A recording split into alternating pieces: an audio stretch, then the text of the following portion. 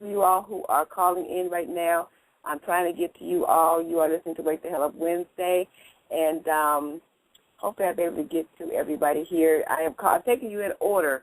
Listen, y'all, I'm taking you in order, so if you've been holding on a while, somebody else has been holding on longer than you. Okay, so just hang on, and we're going to get to your phone call. 860, area code 860, where are you calling from, first name? Good evening, people. How y'all doing? Good evening. We fine, King. Peace. Around there. Yeah. One thing I have a question in regards to the content of Africa. Is it only particularly Nigeria that they're dealing with this, getting all the women or young women to legislate so they can marry from the baby to now? Is it only that particular part of... No.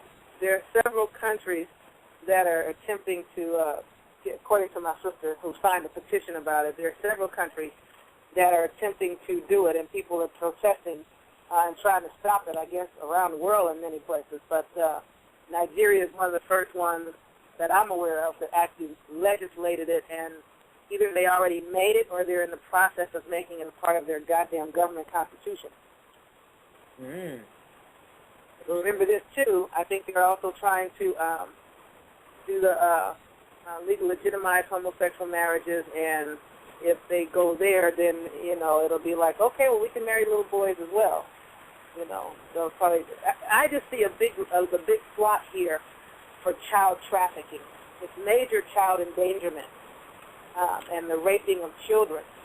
But I see you can take a very so-called poor African and give them the opportunity to marry a little infant. And that infant can very easily be sold. And now all of a sudden what was a poor individual is now coming up in money and not that poor anymore because their little wives are disappearing.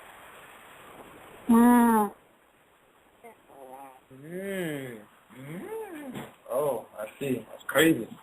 But, yeah. I guess that's one of the few questions I had to ask. The other one I think that I want to bring up in regards, I don't know I guess some of the people that Yaffa want to call now, and I like to agree with her, rapists, are now trying to get some entitlement now, since the gays now get their little thing now. Now the ones that are rapists want to have their same little rights too. Is that right, Yaffa? I just want to call them rapists. Well, you have to remember, you had our movement for so-called civil rights or civil liberties, our movement, and so-called white women jumped on and piggybacked on that movement, and so all so-called minorities, whatever the hell that is, jumped on the movement, and then the homosexual movement jumped on the whole, it was like a civil rights thing, and, just like so-called black people, we got the right this too, and they jumped on it, and then the so-called child rapists jumped on the back of the gay thing, and now, you're going to have the animal rapists jump on the back of the child rapists, and it's like, everybody's going to ride the coattails of the nigger civil liberties movement. So it is what it is. It's just a slippery slope that people have to watch. And the only way they'll be able to pull that off is if people keep calling them cute names like molester, zoophile, pedophile, pederast. It's better to call them rapists, period. You can't make anybody think it's okay to rape somebody if you call them rapists. If you call them all this other little cute shit and call it a lifestyle, well, that's a different story. Well, if that's the case, you may as well just let somebody just like raping women, period. Well, I have the right to rape people because it's a lifestyle. I was born this way and I like raping women, so it's a lifestyle. The hell, rape is rape. It's still against somebody's will and without their full, well-thought-out, intelligent consent. Because you have youngsters that think they're consenting, but, if you trick them up, I'll give you a car, I'll give you some money, I'll give you a lollipop. If you're waving something at them, that's not really a well-thought-out consent. Well, another thing, I'm from Mass, right? And NAMBLA, the National Association for Man, Boy, and Love, whatever what the fuck they call it, they actually have an office right in Massachusetts. The feds know where it is. They distribute information on how to groom a young boy into, like, molesting him. All right? How to rape a young boy. They are distributing this information. And the fact we're not doing anything illegal. They're not doing anything illegal. They have a right to free speech and all this other shit. But call a pig a fucking pig and see what happens. You know what I'm saying? They'll whoop your ass and all kind of shit. If you disrespect one of them, they'll whoop your ass, but they have a right to. Uh-oh. Wait, what we got going on over there? What's that? Yeah, we need y'all to get the noise together in the background. Okay, go ahead, King. But that it's like they know where the stuff is. They're making the stuff official. Like they're writing it down and they're getting it official, and they know who's running it and everything. They're not even hiding their faces and none of that stuff. They're sending this stuff out. They have a mailing list. It's like, yo, they want to sit there and do all this daggone nap. You know what I'm saying? Mailing list stuff. Why aren't you going after these people who are sitting there and they're saying that they want to go out and rape children? They're saying this. And they're going to say, well, I have a right to do this. And they call it a lifestyle. That's, no life in it. They call it a death style because all that shit does is hurt people and destroy lives.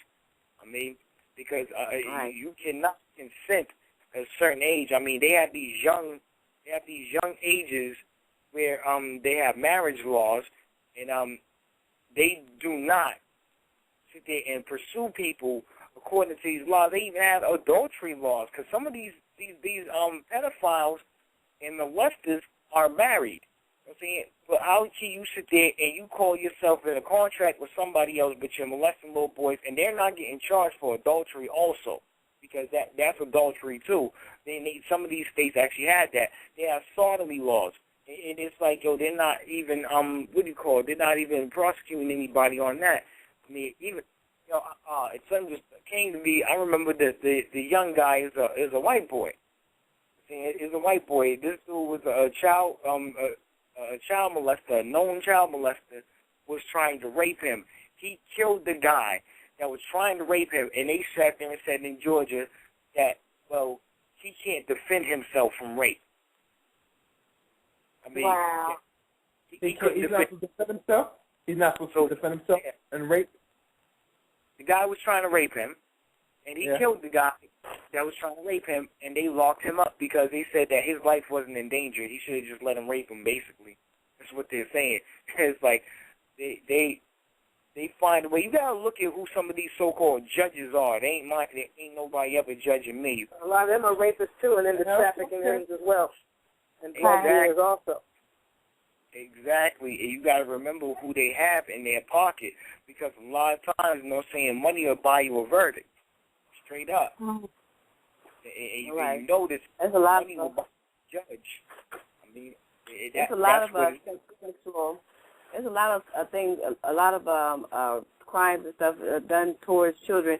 We talk about this all the time on Dynasty about what they're doing with these children, and it's not even getting no better. It's getting worse and worse. Like you said, they put all these laws in place and stuff, and these kind of rapists are just waiting for these laws to be passed, and they try to find different ways to get these laws. And I know I was saying to Dr. Yaffa earlier, and I haven't done any research about it, but I know that the senator in that particular case about the child marriage in Nigeria, the senator was saying that they was not voting to put that in place.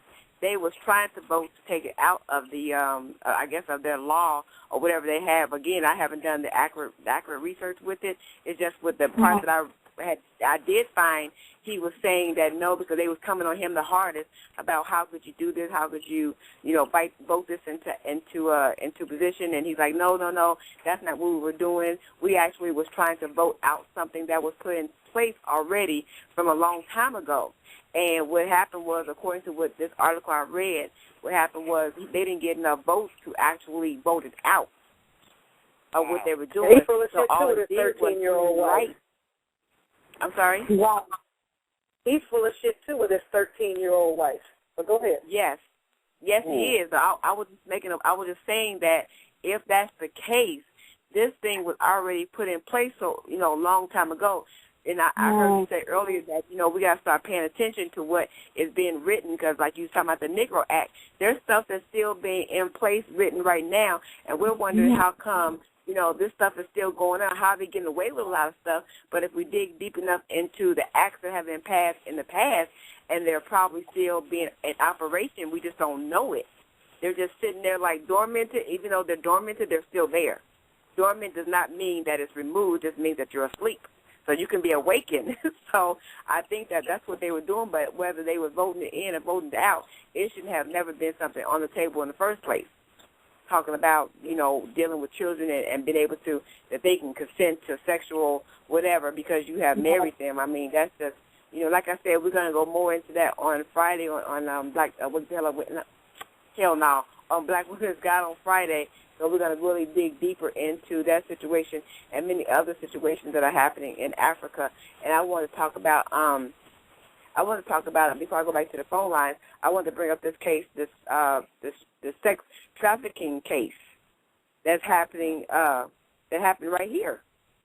Because we talk about what's happening over in other places, and it is what it is, but there's a lot of stuff happening right here, and we are directly being affected because our children are right here, and so we got to always keep our own homeland, too, and find out what the hell is going on. So I got an article here about, in this article, let me see if I got the date here, because sometimes I make a mistake and pull up shit that's like from 2010, well, we didn't have a Wake Up Hella Wednesday then, but we got it now, so we bring it up. This is dated for July the 29th, so this is a couple days, 2013, okay? And so the article says that the FBI has rescued 105 child sex trafficking victims, okay? The youngest of the rescued children was 9 years old. One underage victim told officials she became involved with the prostitution when she was 11. Many times the children they are taken in these types of criminal activities, are children that are disaffected. They are from broken homes. And I always had a question about broken homes. Does that mean there's no father in the home? Is that what you mean by broken homes? Or you just mean that the home, their poverty level? What does it mean by broken homes? But it says they come from broken homes. They may be on the streets themselves. The FBI Acting Executive Assistant Director Kevin Perkins said, okay, they are really looking for a meal. They are looking for a shelter. They are looking for someone to take care of them. And another victim identified as Alex told interviewers she became a prostitute at the age of 16 when she felt she had no other options to feed and clothe herself. And I was trying to see where this thing took place. And I was trying to get it, but I wanted to bring this up. They did a national sweep. That might be what you're talking about. Okay. I want to bring this. Yeah, I want to they read did a this part national about sweep. Yaffa. And I want you to comment on this when I read this next part about this because we had talked about earlier. And then so Alex said at first it was terrifying, and then you just kind of become numb to it. You put on a whole different attitude, like a person or a different person. It wasn't me. I know that nothing about it was me. And then it says the raids also resulted in the arrest, here we go, of 150 pimps and other individuals. Okay, and then it says the rescues were the product of Operation Cross Country, a 3-day nationwide initiative to aid victims of underage prostitution. And I know we were talking earlier about words, how they use words in these different articles and stuff, because I've been telling the listeners for a long time by me working in the prison system how they use the word, approximately, they can't say something directly because then they're accusing something. They say approximately in case they're wrong, or kind of mask it. They'll say the word approximately is a very big word for a lot of situations when they're writing reports or writing articles about something. They don't want to come out and say it. They don't know if it's true or not, so they say approximately. Okay, but we were talking earlier, Dr. Yaffa, about the different words that they use, and they said that this raid resulted in the arrest of 150 pimps. So you want to share with the listeners, would you share with me earlier about these, about using the word basically, pimp? when they use verb, see, they're not really trying to stop the exploitation and rape of children. when children are looking for father figures or they're looking for a place to stay or something to eat, that doesn't give you the right to goddamn exploit them.